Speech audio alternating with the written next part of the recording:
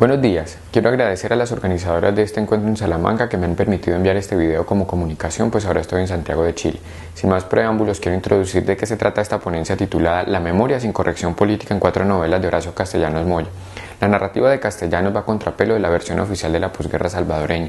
Es una obra provocadora que da cuenta del proyecto inacabado de la nación y recaba en la parte más oscura de la memoria colectiva y personal. El Salvador y la salvadoreñidad aparecen deslucidas, inhumanas, excluyentes y violentas. La novela que he escogido para este análisis son El asco de 1997, La diabla en el espejo de 2000, El arma en el hombre de 2001 y Insensatez de 2004. La crítica ha llamado la atención sobre dos aspectos antagónicos de este tipo de discurso: la preeminencia de la oralidad propia del género testimonial que se hizo célebre durante la Guerra Civil como estrategia de recuperación de la memoria y la estética cínica descrita por Beatriz Cortés. Estas novelas son una suerte de parodia del género testimonial. Primero hablaré de lo que yo llamo la voz de la inconsciencia hegemónica. Castellanos se vale de una estrategia retórica poco usual. En lugar de subalternos, sus novelas están narradas por personajes arribistas, misóginos y racistas. Son personajes hegemónicos en términos gramscianos, pues pertenecen a la clase dominante. En El asco, el protagonista es Edgardo Vega, un profesor de artes autoexiliado que vive en Canadá y debe volver a El Salvador al funeral de su madre. Describe su estadía en el país de la posguerra como un infierno y un castigo haber nacido en él. En La diabla en el espejo, la narradora es Laura Rivera, una mujer que pertenece a la oligarquía, defensora del statu quo, racista y egocéntrica, que cuenta los acontecimientos tras la muerte de su mejor amiga, Olga Lucía. El arma en el hombre está narrada por Robocop, un paramilitar sin convicciones políticas ni reparos morales, mitad hombre, mitad arma. En una escena, por ejemplo, le pregunta a su hermana cuánto le pagará por matar a su papá. En Insensatez, el protagonista, de quien no se revela el nombre, es un periodista que viaja a Guatemala porque tiene la misión de editar el informe de las masacres y violaciones de derechos humanos contra indígenas de ese país. El narrador es un intelectual movido por interés personal, lucro y por satisfacer sus apetitos sexuales. El cinismo, como Sloterdijk dice, es la falsa conciencia ilustrada, que permanece indiferente a los desmanes de la época. El quinismo sería una actitud subversiva, que resiste mediante la risa, la carcajada y el cuerpo. Los personajes de la novela de Castellanos pertenecen a esa categoría de los cínicos.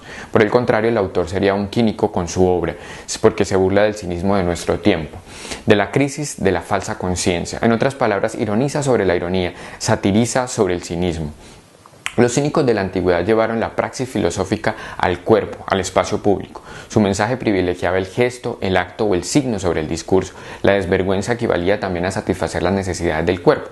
En las novelas de Castellanos, el cinismo hegemónico es denunciado poniendo en el lugar de enunciación la tiranía del cuerpo de la clase dominante, elitista, machista y racista.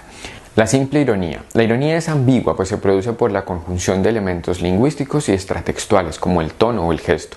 El enunciado, sacado de un contexto, puede ser insuficiente para poder interpretar su sentido. Castellanos supera ese escollo cuando la ilusión de oralidad en la narración a través de la descripción de escena, de la repetición o la amplificación de una idea. Cito un ejemplo tomado del asco. Una belleza de raza, Moya, si lo pensás con detenimiento, te darás cuenta de que es una belleza de raza, dice Vega. Antes ha dicho que los habitantes de El Salvador son una raza podrida. La repetición, que se encuentra en varias páginas, amplifica este prejuicio basado en un origen esencialista. En La diabla en el espejo también aparecen ironías producidas por la contraposición de elementos narrativos de diferente orden. Por ejemplo, cuando la protagonista describe cómo fue su experiencia al ver el cadáver de su mejor amiga, dice: me arrodillé y levanté la sábana. El agujerito en la cabeza era pequeño, pero por atrás se habían salido todos los sesos. El diminutivo agujerito contrasta con la sangrienta escena, produciendo una imagen propia del humor negro. En El arma en el hombre, los gestos ayudan a comprender la ironía. En una escena, Robocop cuenta que el mayor le preguntó si Bruno tenía que ver con el asesinato de un matrimonio de ancianos alemanes. ¿Por qué, mi mayor?, preguntó Bruno. Eso lo hicieron con las patas, dijo. Habrá que limpiarles el expediente. Saúl sonrió.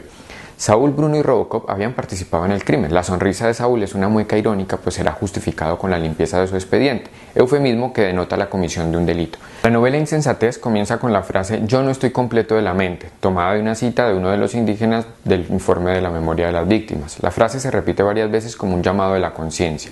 El narrador dice que las mujeres que le han presentado no solo están incompletas de la mente, sino incompletas del cuerpo, refiriéndose a que le parecen feas. La expresión es sacada de su contexto original para darle un giro paródico. La relación entre barbarie y apetito sexual es una marca distintiva del discurso del narrador de Insensatez. Ahora veamos el sarcasmo, que es la ironía amplificada. Según Marchese y Forralledas, es una forma extremada de ironía rayana en la crueldad. Vega, en El asco, dice: me fui porque nunca acepté la broma macabra del destino que me hizo nacer en estas tierras. Este país es una alucinación, Moya. Solo existe por sus crímenes. Por eso hice bien en largarme, en cambiar de nacionalidad. Vega también se refiere con crueldad a la empleada doméstica que trabaja en la casa de su hermano, una sirvienta babosa y destructora, Tina, como la llaman, una tipa que aunque usa uniforme despide mugre por cada poro, una raterita hedionda, una deforme inmunda, una ventruda con las piernas llenas de ronchas por las picadas de los zancudos y con el rostro cundido de granos.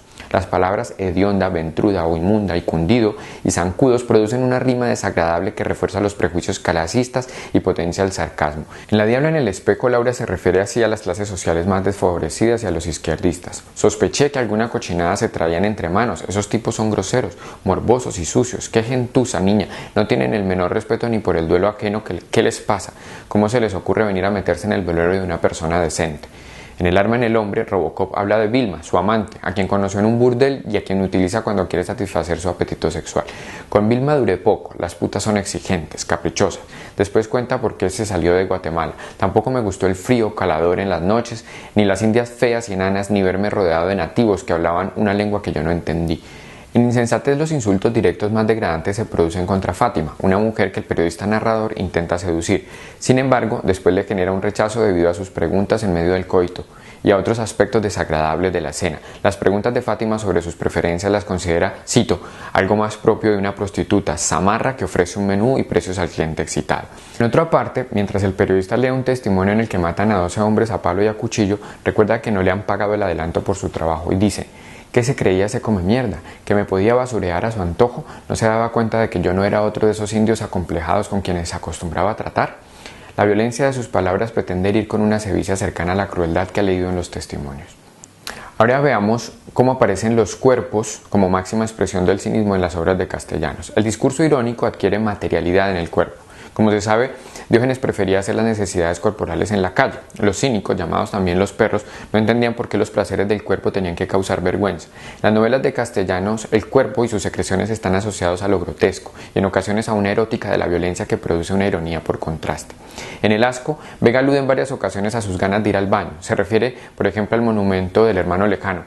Parece en realidad un gigantesco mingitorio. Cuando lo vi por primera vez no sentí más que ganas de orinar. No hace otra cosa que excitar mis riñones.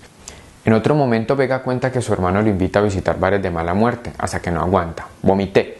Moya, el vómito más inmundo de mi vida, la más sórdida y asquerosa manera de vomitar que puedas imaginar, porque yo era un tipo vomitando sobre un vómito, porque ese prostíbulo era un enorme vómito salpicado de semen. El cuerpo de Laura Lee Rivera en La Diabla en el espejo es presentado como objeto de deseo y a la vez como lugar en disputa. Ella ha tenido los mismos amantes que su amiga Olga, en una especie de competencia insana. El cuerpo se presenta como un botín ofrecido y a la vez apetecido. Laura se encuentra con José Carlos, un ex amante de su amiga muerta. Hablan sobre las posibles móviles de la muerte de Olga y de pronto tienen una relación sexual acompañada de lágrimas en una escena mezcla de deseo y violencia. En El arma en el hombre, Robocop ve en alucinaciones a Cholón, un hombre que lo protegía en su paso por Guatemala. Este le dice, sos una mula, el cerebro no se le saca a tiros al enemigo, el cerebro del enemigo debe sacarse con las propias manos, a golpes, solo así se le destruye la voluntad y la inteligencia. Y más adelante agrega, cuando agarro a un niño enemigo por los pies y lo hago rotar a gran velocidad en el aire hasta despezar su cabeza contra las paredes, garantizo el sometimiento del enemigo por varias generaciones. El cuerpo de las víctimas no solo es aniquilado, sino que los victimarios pretenden su completa desmaterialización.